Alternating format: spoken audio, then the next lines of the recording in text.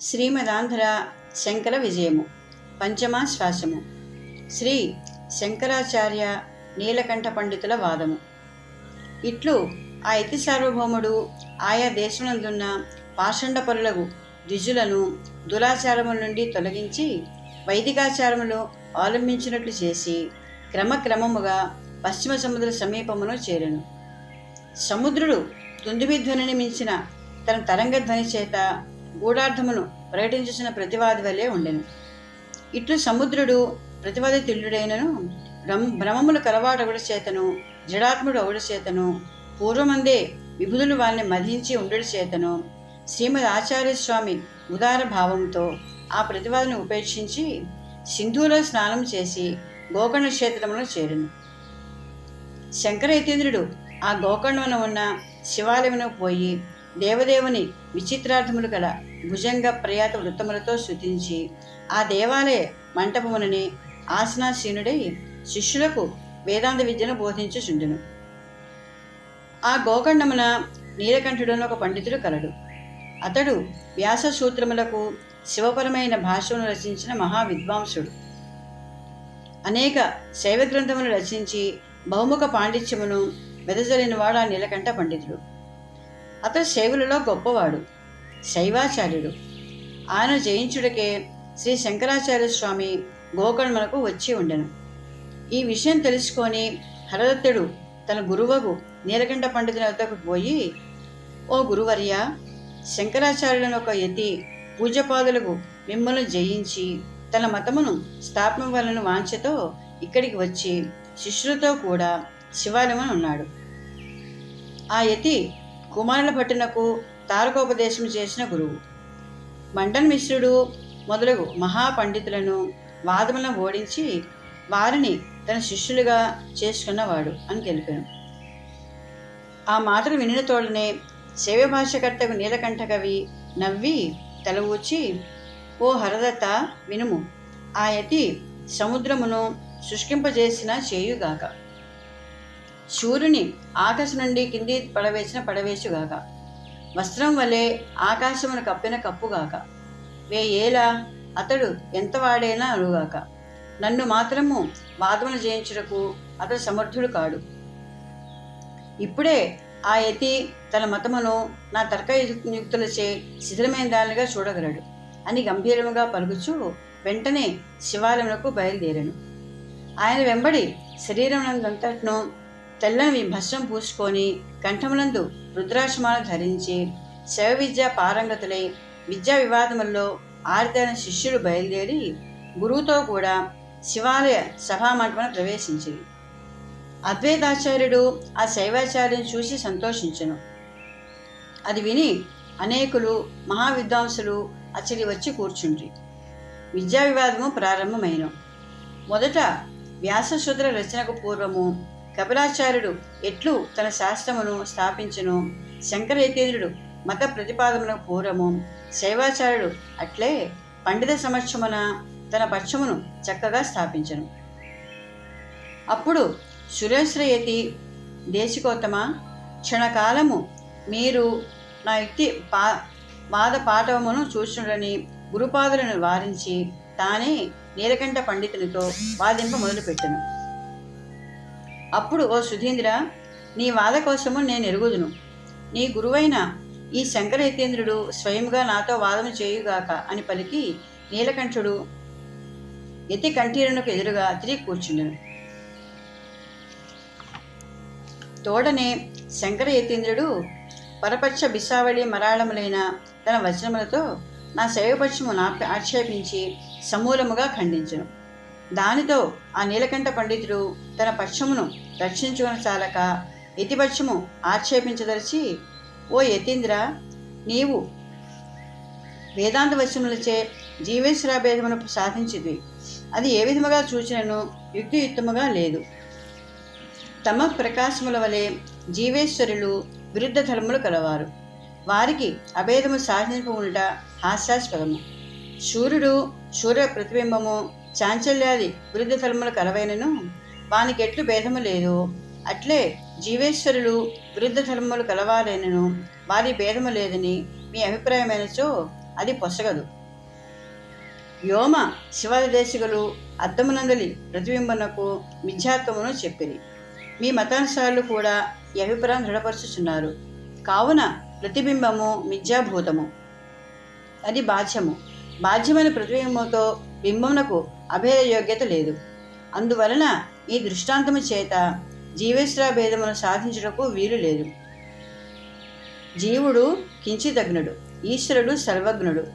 వీరు పరస్పర విరుద్ధ ధర్మములు కలవారు. కానీ ఆ విరుద్ధ ధర్మములు మాయికము, వారి ఎందలి చిస్వరూపము అవిశేషము. అందువలన జీవేశ్వర భేదము వాస్తవమని మీరు అనవచ్చును. యథార్థం ఆలోచించినచో ఈ మాట కూడా కుదరదు. విరుద్ధ ధర్మమునకు 100 ప్రమాణములను బాధ సంభవింపదు. బాధ లేని విరుద్ధ ధర్మము మాయికము కాదు. అట్లుగాక సిద్ధమై ఉన్న విరుద్ధ ధర్మమునకు కూడా బాధ అంగీకరించినచో భేదవాదమునకు ఉదకాంజలి విడువలసిందే. విరుద్ధములైన యశ్వత్థ గౌతములకు బాధ అంగీకరించినచో గవాసములకు కూడా ఐక్యమునే యుక్తిచే చెప్పవలసి వచ్చుచున్నది. ప్రమాణావగతమైన దానికి హానమిష్టము కానేడ నేను వేరు ఈశ్వరుడు వేరు అను జీవేశ్వర భేదము ప్రత్యక్ష ప్రమాణ సిద్ధమై ఉండగా దాని కాదన్నకు ఎట్లు వీలగును అని అనేక యుక్తులు ఉపయోగించుచు ఏనుగు గున్న వికసించిన పద్మవనమును చికాకుపరచునట్లు వేదాంత ప్రకాశితమైన అద్వైత పక్షమును చికాకుపరచను. శంకరుడు: శైవాచార్య, నీవు చూపిన దోషములను యథేష్టముగా ఉండనిమ్ము. వాని వలన అద్వైత మతమునకు ఏ విధమైన హానియూ లేదు. ప్రధాన విషయము వినుము. కారణోపాధికుడు ఈశ్వరుడు, కార్యోపాధికుడు జీవుడు. తత్వమసి అను సంప్రదాయ శృతి వాక్యమునకు ఈశ్వరాభిన్నమైన జీవుని ఎందే తాత్పర్యము. ఈ వాక్యమందు విరుద్ధతామతి వాచికత కానీ లక్ష్యగత కాదు. ఇది షో ఇంపుమా అను వాక్యం వంటిది. భాగలక్షణచే విరుద్ధాంశములకు ఉపాధులను తద్ధర్మములను తొలగించి విరోధ పరిహారము చేసి అవిరుద్ధమగు చైతన్య మాత్రమును స్వీకరించినడల తత్వం పదార్థములకు ఐక్యము స్పష్టమవుతున్నది కదా. ఇచ్చట నీవేమి విరోధము చూపగలవు? ఈ విషయమున మీరిచ్చిన యతి ప్రసంజనము కూడా యుక్తముగా లేదు. ఏ ప్రమాణం వలన గవాశ్రములకు రెండింటికి లక్షణచే అభేదానుభావము ఏర్పడను ఆ గవాశ్రవేద బోధక ప్రమాణం ముఖ్యము కనుక మీ ఆక్షేపము చెల్లదు. నీలకంఠుడు: యతీంద్ర, మూఢత్వ సర్వజ్ఞత ధర్మములతో కూడిన జీవేశ్వర స్వరూపముల కంటే వేరైన జీవేశ్వరాను సూచరు స్వరూపమై లేనప్పుడు తత్వమసి అను మహావాక్యమునకు దాని యందు లక్షణ ఎట్లు చెప్పగలవు?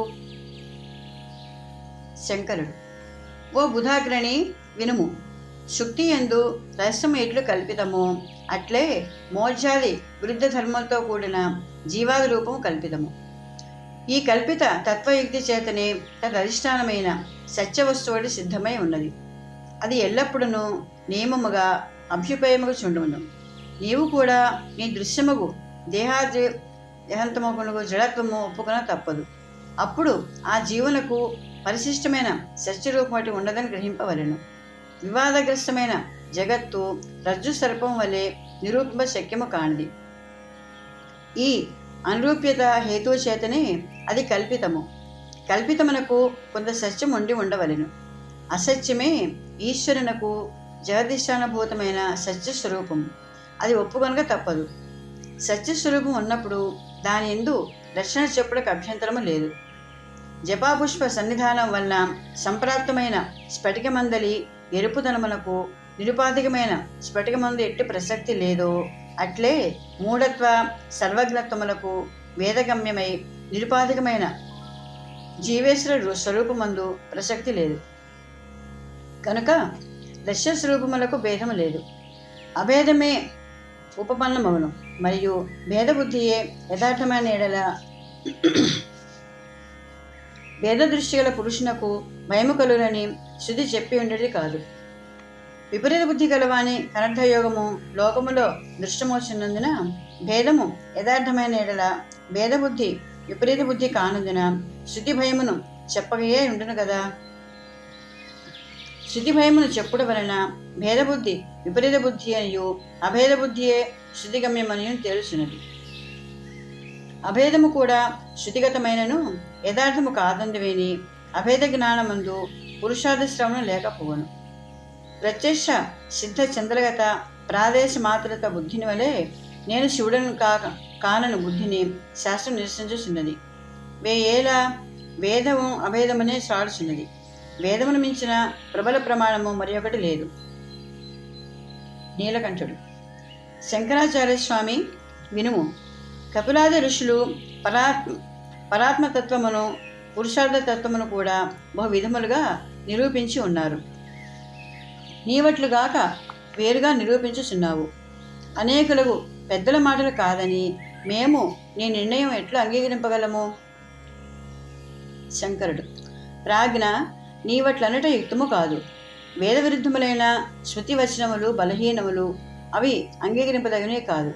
ఈ అర్థమునే విరోధేత్వ నపేక్షణ శాట్ అను జైమిని న్యాయము స్పష్టపరచుచున్నది.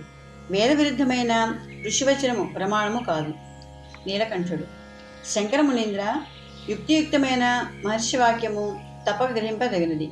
చూడుము, మీరు చెప్పినట్లుగాక సుఖదుఖ వైచిత్రము కనపడుచున్నందున ఒక్కొక్క దేహమునికి ఒక్కొక్క ఆత్మ కలదనటయే యుక్తముగా తోచుచున్నది.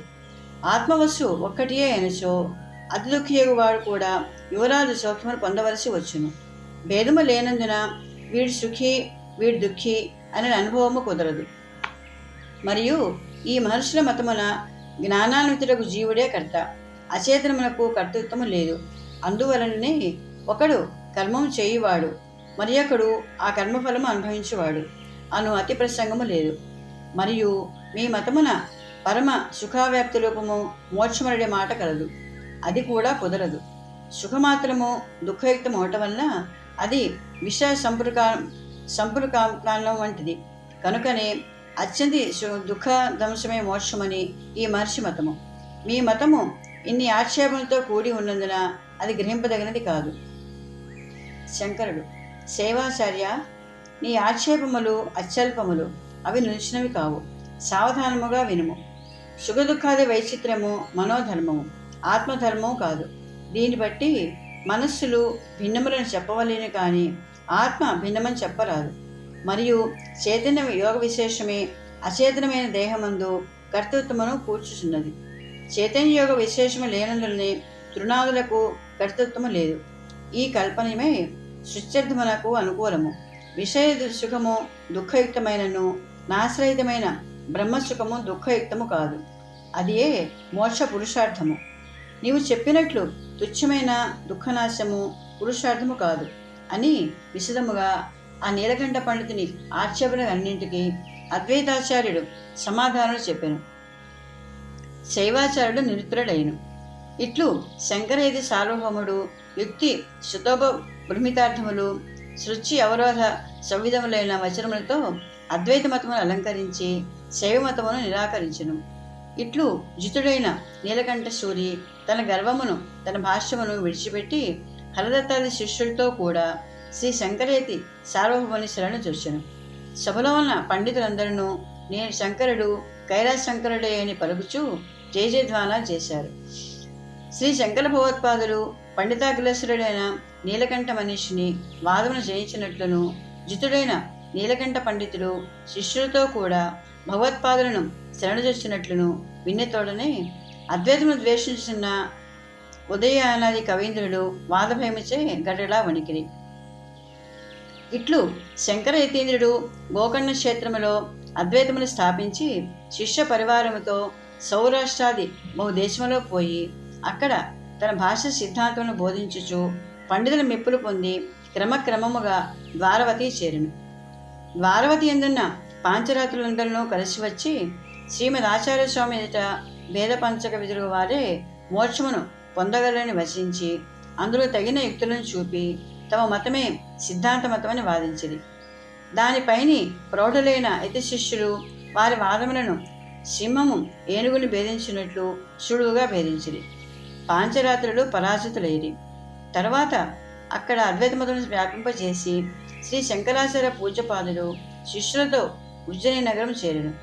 అక్కడ మహాకాళేశ్వరాలయం కలదు. ఆ ఆలయమందలి మృదంగధ్వనులు విని ఆ ధ్వనులు మేఘధ్వనులు అనుకొని ఆ నగరి ఎందలి పెంపుడు నెమళ్ళు ప్రతిధ్వనులు చేయుచుండెను.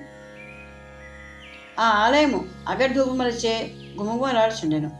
శ్రీ శంకరులు ఆ దేవాలయం నందు ప్రవేశించిరి. అచ్చడి పుష్పసుగంధ వాయువులు జగద్గురుని మార్గాయాసమును పోగొట్టుచుండెను.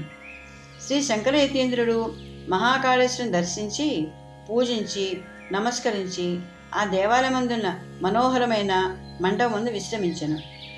ఉద్దండ పండితులకు శిష్యులు పార్శ్వనందు కూర్చుండి. అప్పుడు శంకరయతీంద్రుడు పరివారంతో కూర్చున్న పరమేశ్వరు వలె ప్రకాశించుచుండెను.